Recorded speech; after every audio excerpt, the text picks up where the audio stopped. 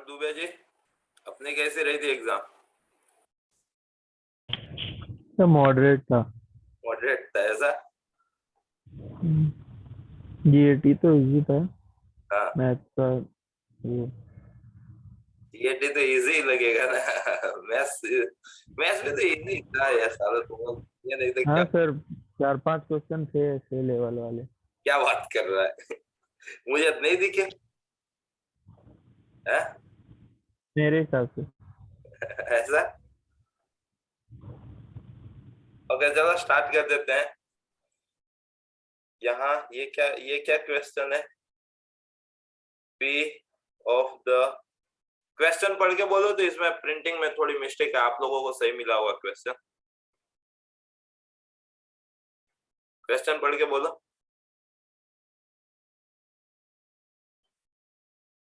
कोई एक बंदा इस क्वेश्चन को पढ़े ऐसा बोल रहा हूँ भाई।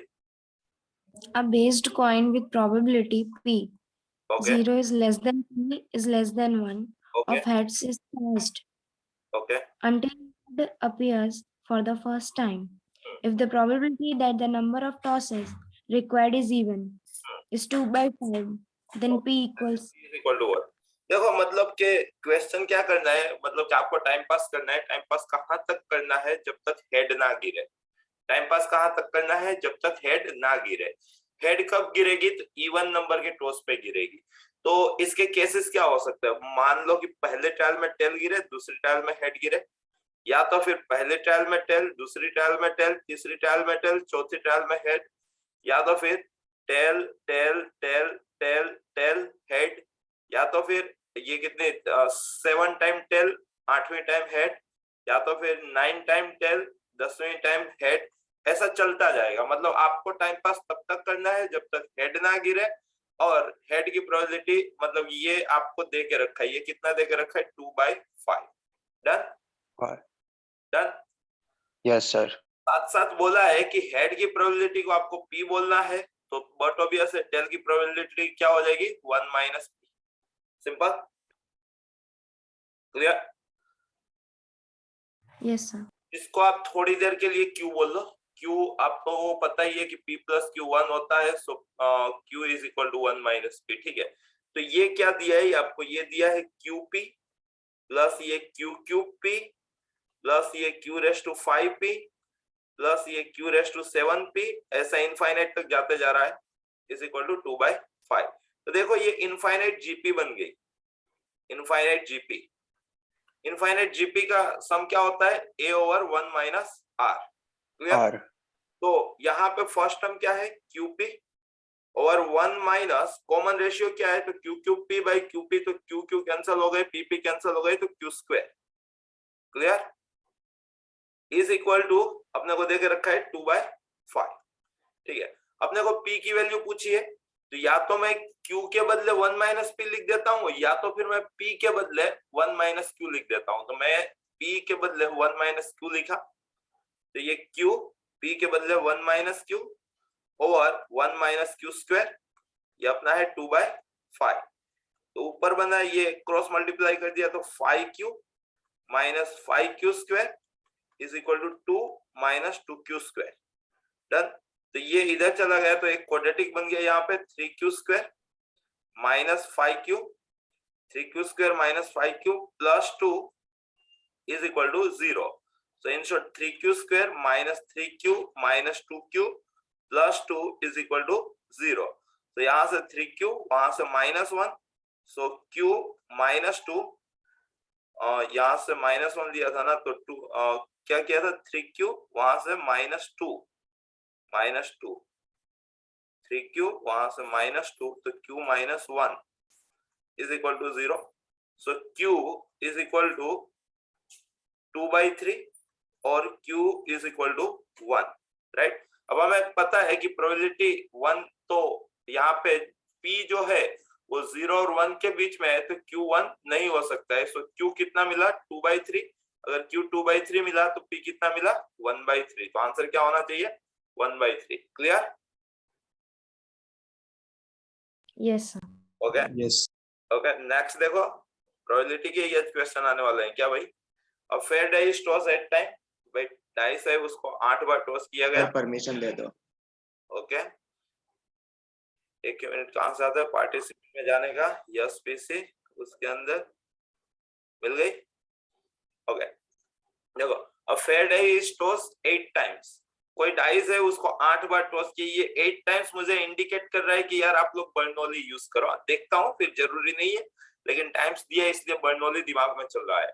The probability that the third 6 is observed on the 8th रो। अच्छा, बर्नौली नहीं है, लॉजिक वाला क्वेश्चन है। आपको 6 जो है ना, 6 गिरे उसकी प्रोबेबिलिटी कितनी होती है? तो डाइस को थ्रो करते हैं तो 6 गिरने की प्रोबेबिलिटी 1/6 होती है, राइट? अब ये जो थर्ड 6 है ना, वो 8th रो पे गिरनी चाहिए। तो मतलब कितना पता चला कि वैसे भी यहाँ पे बोला है कि 8 थ्रो करना है, तो 3 4 5 6 7 8, ये 8 थ्रो। उसमें से यहाँ पे तो 6 गिरा ही देना है, तो ये तो 1/6 लिख ही दिया मैंने, ठीक है। क्या बोला है कि third 6 observe on the 8th रो। जो तीसरी 6 है ना, मतलब आगे के किसी भी दो में 6 भी है। Good, very good. तो मतलब के बता रहे हैं कि आगे के 7 थ्रो में 2 6 जरूर गिरा होगा, पक्का। आगे के 7 थ्रो में 2 6 जरूर गिरा होगा। बर्नौली क्या बोला था? x चीज की प्रोबेबिलिटी क्या होती है? NCx p⁻x q⁻n-x। क्लियर? अब इस क्वेश्चन को हम पढ़ते हैं। तो मेरे को यहाँ पे 7 थ्रो की बात की है, n = 7। उसमें से मेरे को 2 सक्सेस चाहिए, तो x = 2। सक्सेस का मतलब 6 गिरे, तो 6 गिरने की प्रोबेबिलिटी 1/6, तो q अपने आप हो जाएगा 5/6। तो चीजों को यहाँ पे सब्स्टिट्यूट करेंगे तो यहाँ पे p(2) अपने को मिल जाएगा। p(2) क्या मिल जाएगा? तो 7c2, यहाँ पे 1/6 और यहाँ पे 5/6 मतलब 5। क्लियर? तो ये आगे के 7 थ्रो की बात हुई, और 8वां थ्रो तो 1/6 है, तो अपना फाइनल आंसर इंटू 1/6 में जाएगा। तो देख लेते हैं फाइनल आंसर। तो यहाँ पे 7c2, यहाँ पे 5/5 अपॉन यहाँ पे 6/8। डन? 2 5 7 1 8, 6/8। तो कुछ 7c2 5/5 6/8। क्लियर? चलो भाई, नसीब अच्छा था, प्रोबेबिलिटी का क्वेश्चन मतलब बर्नौली से आया था तो बन तो गया। क्लियर है? Yes Yes. ओके, देखो रद्दी क्वेश्चन, एल ऑर्बिटल से बन जाएगा क्वेश्चन। Yes sir. हाँ, क्या करना था? L orbital. कोई बोल रहा है, बोलो भाई। तो परमिशन नहीं मिली यार दे तो दी थी, यस पीसी। ऐसा यहाँ पे नहीं यार। हाँ रिमूव यहाँ पे दिया है, remove permission to record file. अभी देख, मैंने रिमूव किया, फिर वापस मैंने अलाउ टू रिकॉर्ड फाइल किया, कर दिया। ओके, देखो यहाँ पे आप एल ऑर्बिटल लगाते हो तो f(2) तो कांस्टेंट है, x का हो गया 1, -2 तो कांस्टेंट है, f(x) का हो गया f'(x), और नीचे x - 2 का हो गया 1। x जहां जहां दिखे वहां 2 लिखना है। ये आपको f(2) -2 f'(2) दिया है, वैल्यूज है अपने पास। f(2) कितना है? 4, -2 f'(2) कितना है अपने पास? 4, तो 4 - 8, तो आंसर क्या था इसका? -4। Clear? Yes sir. Okay, L orbital पता है ना? न्यूमरेटर का सेपरेट कर लो डिफरेंशिएट, डिनोमिनेटर का सेपरेट कर लो डिफरेंशिएट, वहां तक करो जहां तक डिटरमिनेंट फॉर्म ना बने। क्लियर? एक ही मिनट, ये क्वेश्चन थोड़ा सा जरूरत से ज्यादा ऊपर चला गया है और ये आज सेट नहीं हो पा रहा है सही से।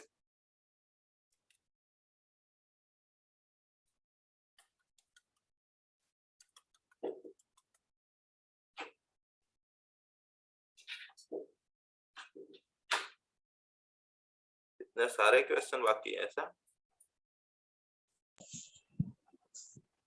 54वां आया। ओके, देखो 3 स्ट्रेट लाइंस, ये 3 लाइन कैसी है? तो सिंपल है, अगर लाइन हमें चाहिए तो हम क्या कर सकते हैं? इनका एलिमिनेशन करके पॉइंट डिटरमाइन कर सकते हैं, मतलब ऐसा कुछ कर सकते हैं। ऑप्शन देख लेते हैं। Form a triangle, are only concurrent, are concurrent with one line bisecting the angle between the other two. वैसे तो कहा जाता है कि अगर बाइसेक्टर वर्ड यूज होता है ना तो वही आंसर होता है, ठीक है, लेकिन देख लेते हैं नन ऑफ द अबव। तो मतलब जैसे हम ऑप्शन पढ़े ना, तो ऑप्शन से हम लोगों ने देखे कि भाई कॉन्करेंट सबसे पहले हमें चेक करना चाहिए। कॉन्करेंट होने का क्या मतलब हुआ? तीनों एक कॉमन लाइन में से पास ऑन होंगे। कॉन्करेंट होने का क्या मतलब हुआ? तीनों एक कॉमन पॉइंट में से पास ऑन होंगे। या तो इनका जो डिटर्मिनेंट है वो क्या जीरो हो रहा है क्या? अगर इनका डिटरमिनेंट जीरो हो जाएगा तो कॉन्करेंट है, ऐसा भी हो सकता है। क्लियर है? Yes sir.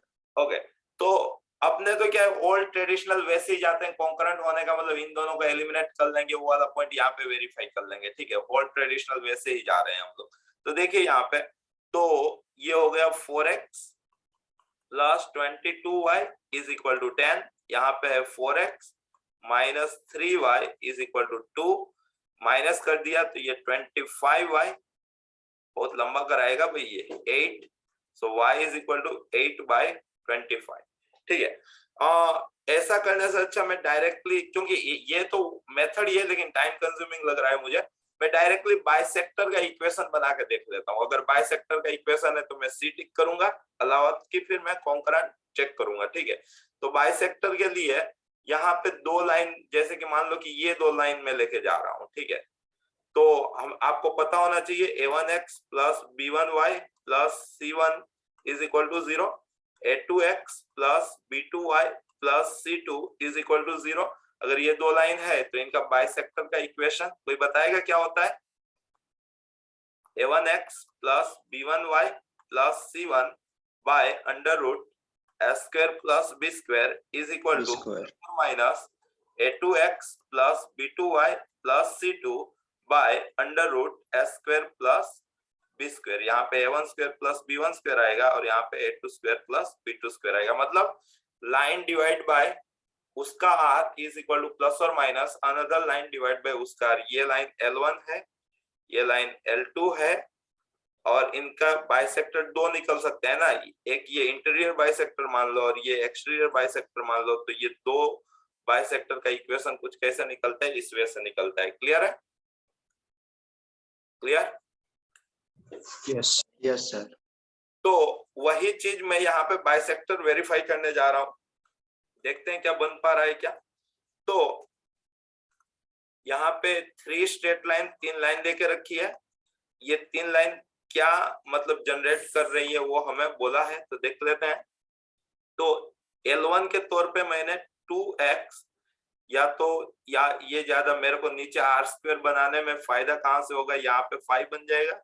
यहाँ पे 24 का मतलब 576 और 7 का मतलब 49। तो यहाँ से 576 49, तो ये हो गया 915 625। Okay done. तो मैं ये दो लाइन पे वेरीफाई कर रहा हूँ जो मेरे को इजी लग रही है। कौन सी दो लाइन? एक ये और एक ये। ठीक है, तो यहाँ पे देखो ये 24x plus 7y minus 20/25 is equal to plus और माइनस, यहाँ पे 4x माइनस 3y माइनस 2/5। ये 5 ऐसा, यहाँ पे 24x plus 7y minus 20 is equal to 5। तो अगर प्लस वाला लेता हूं तो 20x माइनस 15y माइनस 10, और माइनस वाला लेता हूं तो minus 20x plus 15y plus 10। Clear? यहाँ पे सिंप्लीफाई करता हूं तो ये प्लस वाला इधर अगर जाता है तो 24 माइनस 20 मतलब 4x, 7y प्लस 15 मतलब 7y प्लस 15y तो 22y minus 10 is equal to 0।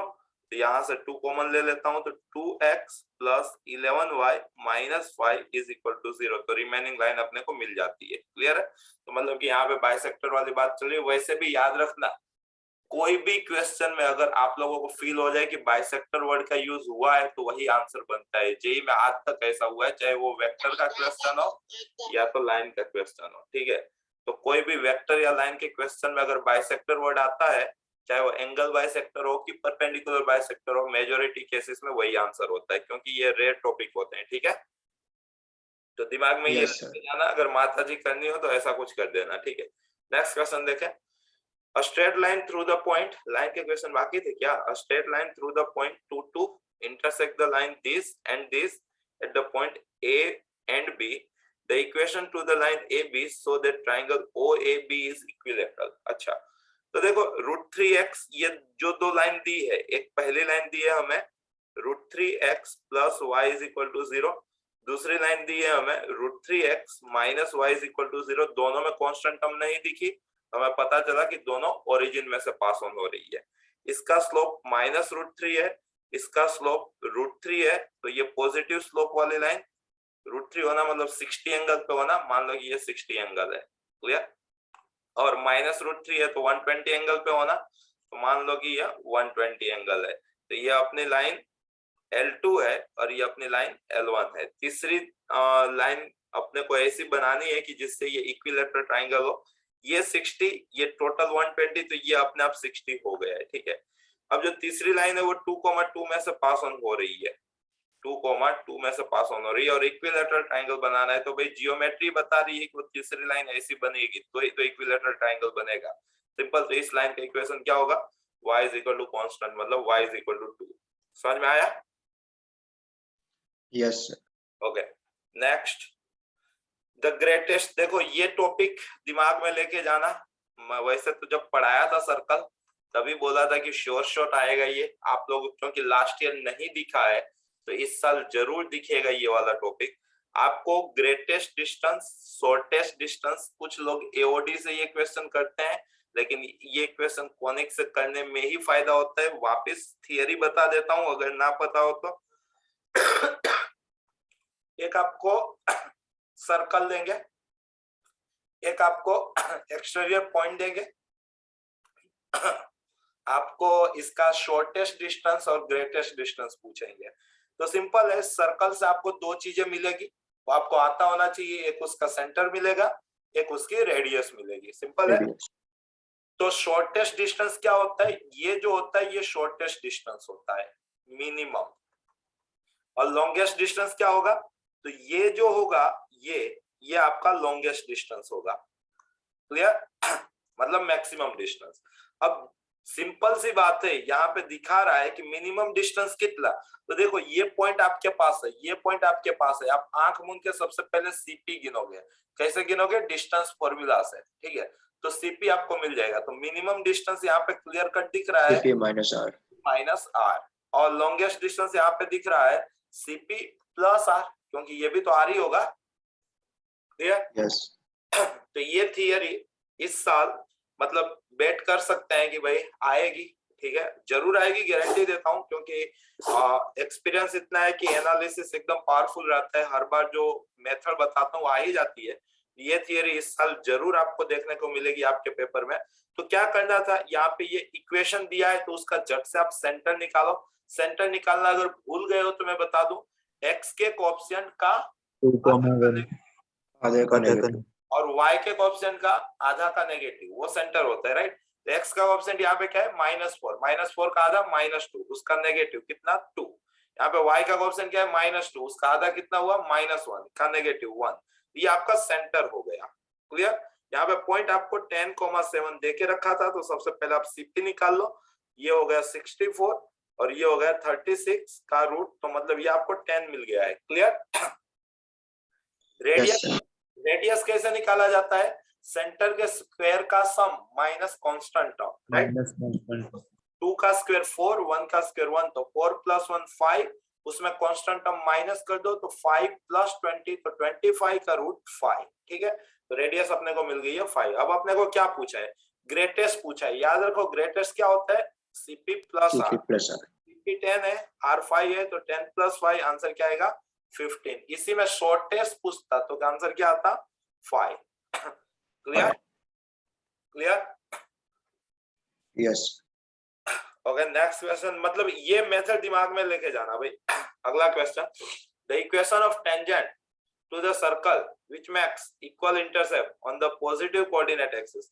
भाई इसके टेंजेंट के इक्वेशन बता दो, ठीक है, जो इक्वल इंटरसेप्ट बनाता हो। तो सबसे पहले हमें ये सर्कल के बारे में देख लो, सर्कल का सेंटर कुछ -2 2 है, और रेडियस कुछ देख लो तो 4 4 8 में से 4 जाए 4 तो 2 है, क्लियर। सर्कल के बारे में इतनी बातें हमें पता चल गई है, क्लियर।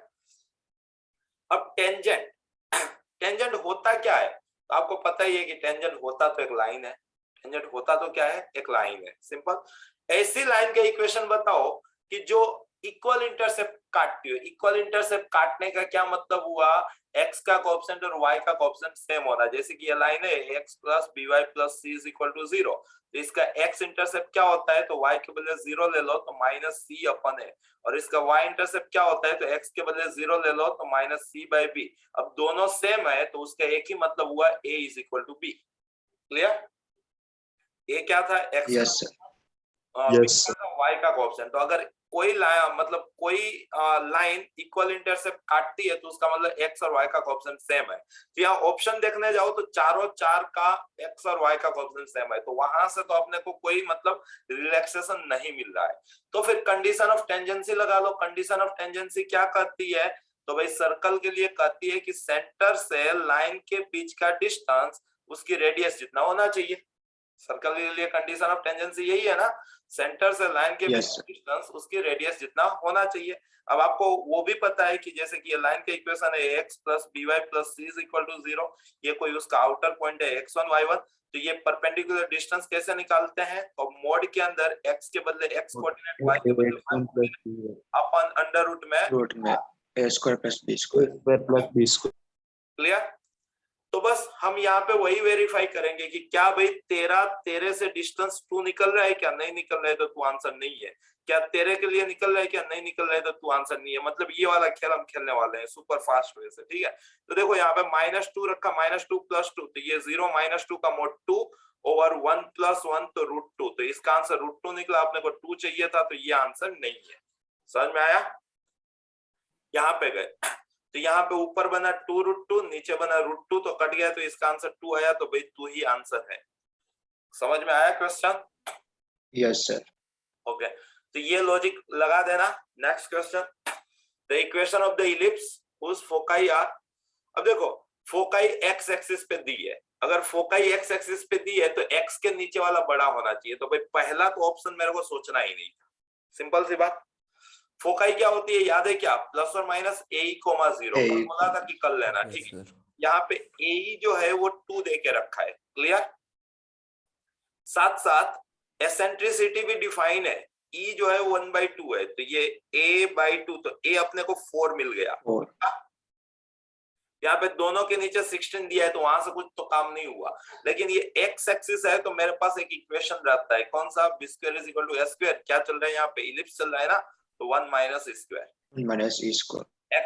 x वाला दिखे तो ये वाला अप्लाई करने का, y वाला दिखे तो a square is equal to b square करने का, राइट।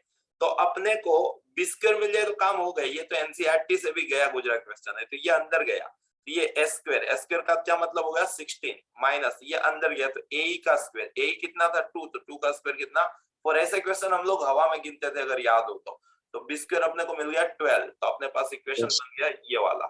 क्लियर? Yes sir. ऐसे क्वेश्चन याद करो, पेन नहीं उठाई थी, हवा में गिने थे, एनसीईआरटी में थे, ढेर सारे क्वेश्चन थे। ये क्या दिया है, क्वेश्चन पढ़ के बताओ, इसमें भी सही से प्रिंटिंग नहीं है। ये क्या इसमें क्वेश्चन क्या दिया है, कोई एक बंदा क्वेश्चन पढ़ के बताए तो सोल्व कर दो। The equation of the chord joining 2 points Okay. x1 y1 and x2 y2 on the rectangular hyperbola xy is equal to c square is। Okay, देखो xy is equal to c square पे x1 y1 और x2 y2 को joining code का equation आपको चाहिए। समझ में आया क्वेश्चन, समझ में आया? ओके, अब देखो मैं रेक्टेंगुलर हाइपरबोला तो इस वाले क्वेश्चन में दिया है, ठीक है। ओवरऑल देखने जाओ, the equation of joining 2 points, एक बार वापस क्वेश्चन पढ़ो तो। The equation of the chord joining 2 points x1 y1 and x2 y2 on the rectangular hyperbola xy is equal to c square is। Okay, the equation of chord joining 2 points on the rectangular hyperbola xy is equal to c square। अब इसका तो जान दो, कोई भी conics दिया हो, कोई भी कॉनिक्स दिया हो, ध्यान से सीखना। तो जैसे कि ये मान लो कि इलिप्स है, ठीक है, तो कोड ऑफ कांटेक्ट किसे कहते हैं, तो टेंजेंट के कांटेक्ट पॉइंट से, जैसे कि मैं यहाँ पे करके ही दिखाता हूँ, ये हो गया, और यहाँ पे ये हो गए। ये मान लो कि एक्सटेरियर पॉइंट है तो दो टेंजेंट ड्रॉ किए हैं, ठीक है, तो उसको ज्वाइनिंग जो कांटेक्ट पॉइंट होते हैं उसको ज्वाइनिंग कोड होती है, इसको बोलता है कोड ऑफ कांटेक्ट। क्या बोलता है? Code of contact. क्लियर? इसका इक्वेशन होता है, किसी को याद हो तो, t इज इक्वल टू 0। क्या होता है? 0 t is equal to अब ये t क्या चीज होती थी? ये t क्या चीज होती थी? तो किसी भी कॉनिक्स में जरूरी नहीं है कि रेक्टेंगुलर हाइपरबोला हो या हाइपरबोला हो या इलिप्स हो, रिप्लेस करना होता था x स्क्वायर को y स्क्वायर को किसी से, किससे मतलब एक करने का था? किससे किससे याद कर, किससे x स्क्वायर को 2x से, x स्क्वायर को x1 से, x डैश y स्क्वायर को y1, y1, ठीक है। 2x दिख जाए तो उसको रिप्लेस करना था x plus x1, x plus x1 ठीक है। 2y दिख जाए तो उसको रिप्लेस करना था plus y1 प्लस y1 से। क्लियर? और 2xy दिख जाए तो उसको रिप्लेस करना था xy1 plus yx1 yx1 से। क्लियर? फॉर एनी कॉनिक्स अगर कांटेक्ट पॉइंट आपके पास है तो टेंजेंट का इक्वेशन ऐसा जादू करने से मिल जाएगा, ये दिमाग में रखना। और यही टेंजेंट का इक्वेशन कई बार कोड ऑफ कांटेक्ट का भी इक्वेशन कहलाता है। कौन से केस में? तो अगर x1 y1 यहाँ पे हो तो इसका इक्वेशन भी इसी मेथड से निकलता है। ये दो चीजें दिमाग में लेके चलो। क्लियर? ये दो चीजें आपको दिमाग में लेके चलनी है कि कोड ऑफ कांटेक्ट का इक्वेशन क्या होता है, टेंजेंट का इक्वेशन क्या होता है, कैसे बनता है। समझ में आई बात? हाँ तो बोलो यार। Yes, sir. yes sir okay, तो फिर यहाँ पे अपने को दिया क्या था? अपने को xy is equal to c square दिया है, एक पॉइंट दिया है x1 y1, एक पॉइंट दिया है x2 y2, और अपने को क्या पूछा है? तो अपने को पूछा है कोड का इक्वेशन, दो पॉइंट। तो ये बाइसेक्टिंग कोड वाली मेथड जाएगी, ये मेथड जाएगी बाइसेक्टिंग कोड। बाइसेक्टिंग कोड क्या होता है तो वो भी रिकॉल करा देता हूं, वैसे तो कराया होगा। देखो, कोई एक कॉनिक्स है, जैसे कि सर्कल ही मान लो, ठीक है। अब आपको ये दिया है, ये दिया है, ये कोड, आपको इसका इक्वेशन चाहिए, आपको इसका मिड पॉइंट दे के रखा है, जैसे कि ये मान लो कि x1 y1 दे के रखा है। क्लियर? अगर आपके पास मिड पॉइंट हो तब ये कोड जो होती है उसको आप बोलोगे बाइसेक्टिंग कोड। क्या बोलोगे? Bisecting code. बाइसेक्टिंग कोड का इक्वेशन होता है t is equal to s1। क्या होता है? t is equal to s1। दिमाग में रहेगी बात? yes sir दो अच्छी बातें इस क्वेश्चन थ्रू हम लोग सीखे। ये दोनों बातें आप दिमाग में रखो। अगर कोड ऑफ कांटेक्ट का इक्वेशन चाहिए तो t इज इक्वल टू 0, उसमें पॉइंट कौन सा लेना है? तो दोनों टेंजेंट का इंटरसेक्शन पॉइंट लेना है, ठीक है। अगर बाइसेक्टिंग कोड का इक्वेशन चाहिए तो t is equal to s1, उसमें पॉइंट क्या लेना है? तो कोड का मिड पॉइंट लेना है। क्लियर? अब t तो इस तरह से बन जाता है, s1 कैसे बनता है? तो S1 तो मतलब दुनिया की सबसे आसान चीज। अब लगे हाथ ये भी बता दूं कि लेंथ ऑफ टेंजेंट क्या होता है किसी भी केस में? तो रूट S1। टेंजेंट की अगर आपको लेंथ चाहिए तो कितना होगा? Root of S1। दिमाग में लेके चलना। अब ये S1 क्या होता है? तो जो इक्वेशन आपको दिया हो उसको आप S बोलते हो। जैसे कि इस वाले केस में xy is equal to c square दिया है, तो आपका s क्या होगा? xy माइनस सी स्क्वायर, या तो सी स्क्वायर माइनस xy, दोनों से काम सेम ही होने वाला है। तो ये आपका s होता है। जो कुछ भी खेल किया जाता है वो s के अंदर खेल किया जाता है। जैसे t बनाना है तो s के अंदर ही x स्क्वायर को xx1, y स्क्वायर को yy1, 2x को x प्लस x1, 2y को y प्लस y1 और 2xy को xy1 प्लस yx1 से रिप्लेस करने का, ठीक है। अगर आपको s1 बनाना है तो s के अंदर x को, ये s1 कैसे बनता है?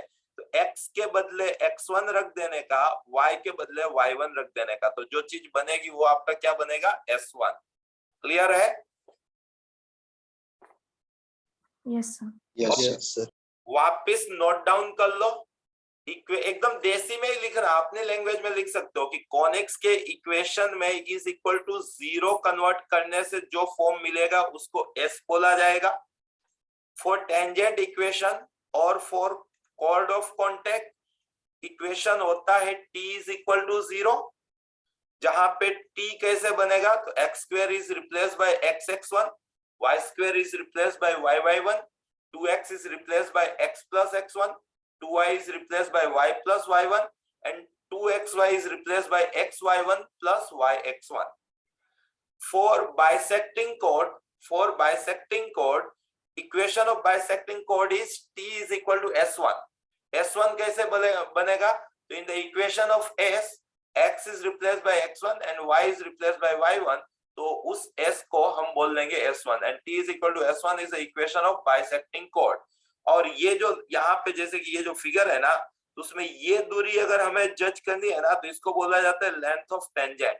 ये क्या होता है, तो रूट ऑफ s1 जो बनाया था उसी का रूट निकाल लो, तो इसको बोलते हैं किसी भी कॉनिक्स में, चाहे वो सर्कल हो, चाहे वो पैराबोला हो, चाहे वो इलिप्स हो, चाहे वो हाइपरबोला, कोई भी कॉनिक्स हो, लेंथ ऑफ टेंजेंट मतलब root s1। Clear? Yes sir. Okay, yes sir. अब आ जाते हैं, जैसे कि इस वाले क्वेश्चन में हमें एक रेक्टेंगुलर हाइपरबोला दिया था xy is equal to c square. Done. अब हमें इसके दो पॉइंट दे के रखे थे, एक पॉइंट दे के रखा था x1 y1, दूसरा पॉइंट दे के रखा था x2 y2। अब अपने पास तो डिटेल में नॉलेज इतना ही है, ये भी कुछ लोगों के पास होता है, सबके पास तो होता नहीं है। तो अपने पास जो नॉलेज है उस नॉलेज में से कौन सी थियरी अप्लाई करें तो इसके अंदर कोड का इक्वेशन बन पाएगा। ठीक है, तो कोड के लिए दो ही होता है, या तो बाइसेक्टिंग कोड होता है या तो कोड ऑफ कॉन्टेक्ट होता है। कोड ऑफ कॉन्टेक्ट में टेंजेंट का इंटरसेक्शन पॉइंट दिया होना जरूरी है, यहाँ पे टेंजेंट का इंटरसेक्शन पॉइंट तो नहीं दिया है, तो मतलब ये सिंपल है कि यहाँ पे ये जो कोड का इक्वेशन बनेगा वो कैसे बनेगा, तो बाइसेक्टिंग कोड के इक्वेशन से बनेगा। तो बाइसेक्टिंग कोड के इक्वेशन के लिए कोड का मिड पॉइंट चाहिए, यहाँ पे मिड पॉइंट हम निकाल सकते हैं। ये एक्सट्रीमिटीज दिए हैं, तो यहाँ से मिड पॉइंट अपना बन जाएगा x1 plus x2 by 2 comma y1 plus y2 by 2। Simple simple. Yes sir. अब बाइसेक्टिंग कोड मेरा बन गया t is equal to s1, जहां पे s क्या है, तो s है मेरा xy minus c square. Clear? तो मतलब उसी को मैं 1/2 2xy माइनस c स्क्वायर ऐसा बोल सकता था। सिंपल। तो Yes. t के लिए देखो, t के लिए तो ये 1/2, ये 2xy मतलब x y1, तो y1 के तौर पे मैं ये लिखने वाला हूं, तो क्या है यहाँ पे y1 plus y2 by 2 x y1 plus y x1, तो x1 के तौर पे मैं ये लिखने वाला हूं, तो x1 प्लस x2 बाई 2, ये हो गया 1/2 2xy के बदले मैंने इतना लिख दिया minus c square is equal to ये t लिख दिया s1। तो s1 कैसे बनता था, x के बदले x1 लिख देने का, y के बदले y1 लिख देने का, तो ये था अपना xy, तो यहाँ पे x1 plus x2 by 2 x हो गया y, तो y1 plus y2 by 2 xy minus c square. Clear? अब जस्ट इसको मैं सोल्व करूंगा तो मेरा आंसर आ जाएगा, सिंपल सी बात। तो देखो ये माइनस c स्क्वायर यहाँ से कैंसल आउट हो गए, ये 1/2 वाला 2 इधर चला गया तो 2 इधर आ जाएगा, तो इधर क्या बचेगा, और नीचे वाला 2 इस नीचे वाले 2 के साथ कैंसल हो जाएगा। तो मतलब सिंपल देखो, एक 2 यहाँ से कॉमन लिया, एक 2 ये, और इधर 2 2, तो 2 2 वाला तो अपने आप कैंसल हो जा रहा है। अपने पास इधर क्या बचता है, x into y1 plus y2 plus y into x1 plus x2 is equal to right hand side x1 plus x2 into y1 plus y2। ये राइट हैंड साइड वाले चीज से डिवाइड कर दे तो x अपन x1 plus x2 plus y अपन y1 plus y2 is equal to 1, ऐसा कुछ आंसर होना चाहिए था। x अपन x1 plus x2 plus y अपन y1 plus y2 is equal to 1। और ये क्वेश्चन दिमाग में लेके जाना, हो सकता है क्योंकि लास्ट ईयर भी कोड ऑफ कॉन्टेक्ट आया है, तो मतलब चीजें रिकॉल कर सकती है जेई, तो दिमाग में लेके चलना बाइसेक्टिंग कोड का इक्वेशन क्या होता है, कोड ऑफ कॉन्टैक्ट का इक्वेशन क्या होता है। इस क्वेश्चन से हमें दो चीजें दिमाग में फिट करनी जरूरी है, ठीक है, ठीक है। Yes sir, yes sir. Okay, तो ये चीज नोट डाउन कर ही लेना, मतलब इसमें फिर ये नहीं कि बाद में देखा जाएगा हो जाएगा, ये नहीं होता है, ठीक है, आपको अभी देख ही लेना है। Okay, next question, if the vector A bar, यहाँ पे देखो ए बार आपको डिफाइंड है X Y Z and such that ACB form a right handed system, then C कितना होगा, B कितना है, B तो इसमें दिया नहीं है, कुछ यहाँ पे कमी, मतलब कि जहां से भी पेपर बना है वहां पे कुछ प्रिंटिंग मिस्टेक है। क्यों? क्योंकि देखो राइट हैंड सिस्टम का क्या मतलब हुआ, जो आप फिजिक्स में करते हो ना IJK, या आपका I होता है, या आपका J होता है, और या आपका K होता है, तो आप लोग यूज करते हो ना I cross J is equal to K, तो इसको बोला जाता है राइट हैंड सिस्टम, ठीक है। यहाँ पे बोला है कि ACB राइट हैंड सिस्टम है, तो मान लो कि ये A है, ये C है, ये B है, तो आप यहां से क्लियर कट देख सकते हो कि B क्रॉस A आपका C होना चाहिए। आपको C पूछा है क्वेश्चन में, तो B क्रॉस A आपका C होना चाहिए। A तो आपके पास दिया था, B नहीं दिया है। अगर B आपके पास होता तो B क्रॉस A करते तो जो आंसर आता वो आपका C होता। तो मैंने आपको लॉजिक एक्सप्लेन कर दिया, यहाँ पे कुछ मिस्टेक होगी, नेट पे पेपर सर्च कर लेना, आपको क्वेश्चन पेपर मिल जाएगा, तो वहां से सोल्व हो जाएगा, ठीक है, क्लियर। ओके ओके, इसमें मतलब कुछ वो लोग लिखना भूल गए हैं। अब देखो ये वाली जो चीज है ना, ये अब अपने सिलेबस में नहीं है, ठीक है। ये 3D के अंदर स्फीयर का टॉपिक है, सिंपल। अपने अंदर 3D के अंदर बस दो ही चीज हम पढ़ते हैं। कौन सी दो चीज पढ़ते हैं? एक पढ़ते हैं लाइन और एक पढ़ते हैं प्लेन, ठीक। अब ये 3D के अंदर स्फीयर अपने टॉपिक में है नहीं, लेकिन जब मैं पढ़ता था, जब मैं 11th-12th में था, तब ये सिलेबस में था, तो मैं जस्ट एक ट्राई लगाता हूँ, शायद से बन जाएगा। देखो कहानी क्या बता रहा है, the centre of the circle, अपने को सर्कल का सेंटर चाहिए। अब यहाँ पे ये क्या दिया है, तो देखो यहाँ पे r bar dot n bar is equal to d, तो ये अपने को प्लेन दिया है, ठीक है। या r बार माइनस, तो ये अपने को स्फीयर दिया है, स्फीयर। अब प्रैक्टिकली सोचो, ये आपका एक प्लेन है, ये आपका एक स्फीयर है, तो अगर ये दोनों काटेंगे तो जो उसका इंटरसेक्शन मिलेगा वो क्या मिलेगा, वो आपको सर्कल मिलेगा। समझ में आई कहानी? तो आपको इस सर्कल का, ये जो सर्कल है ना, इसका सेंटर पूछा है, ये चीज पूछी है। तो ये सेंटर आप देखने जाते हो तो प्लेन है, तो प्लेन के लिए दो चीजें होती है जनरली, इक्वेशन से तो एक ही चीज निकाल लेते हैं, इसका नॉर्मल। तो प्लेन है तो वहां से मेरे को नॉर्मल पता है, clear? Yes sir, okay, yes sir. अब इस लाइन का इक्वेशन में बना सकता हूं, इस लाइन का इक्वेशन में बना सकता हूं। कैसे बनेगा? तो लाइन के लिए दो चीजें चाहिए। कौन सी दो चीजें चाहिए? एक चाहिए अपने को पॉइंट और एक चाहिए अपने को डायरेक्शन। डायरेक्शन यहाँ पे मिल गई, नॉर्मल के अलोंग डायरेक्शन है। पॉइंट अपने को मिल गया, जो स्फीयर का सेंटर है वो अपना पॉइंट हो गया। स्फीयर का सेंटर ये रहा, दिख रहा है क्या? तो ये अपने पास पॉइंट है। तो पॉइंट और डायरेक्शन का यूज करके इस लाइन का इक्वेशन बनाऊंगा, इस लाइन का इस प्लेन के साथ इंटरसेक्शन करूंगा तो वो मुझे सेंटर का सर्कल दे देगा। रास्ता पता चला? बाकी ना समझ में आए तो कोई लोड नहीं है, ये इक्वेशन आने वाला नहीं है, ठीक है, सिलेबस में नहीं है। रिजॉइन कर लो, फिर एक्सप्लेन करते हैं। रिजॉइन कर लो।